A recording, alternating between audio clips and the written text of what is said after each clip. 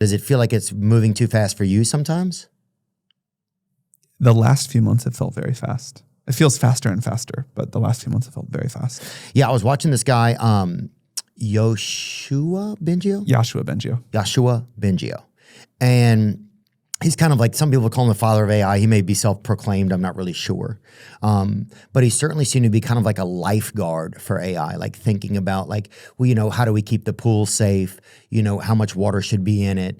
The chlorine, how many lifeguards do you need on duty? That type of thing, hypothetically. And he said, and he was saying that some AIs, they have like deception techniques inside of them, like that. There were AIs that would rather give you an answer that was possibly pleasing to the user than to give them the factual answer.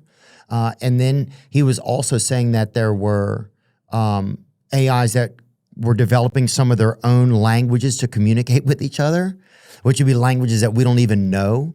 What is that? How do you guys curtail that when those types of things come up? What does that even kind of feel like to you guys? Or are these just problems that happen in new spaces and you figure it out as you go?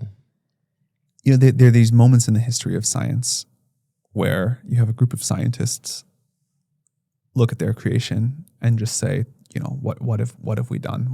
Maybe it's great, maybe it's bad, but what have we done? Like maybe the most iconic example is thinking about those scientists working on the Manhattan Project in 1945, sitting there watching the Trinity test and just, this thing that had, it was a completely new, not human scale kind of power, and everyone knew it was going to reshape the world.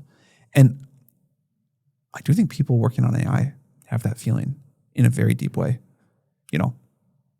We just don't know. Like, we think it's going to be great. There's clearly real risks. It kind of feels like you should be able to say something more than that. But in truth, I think all we know right now is that we have discovered, invented, whatever you want to call it, something extraordinary that is going to reshape the course of human history.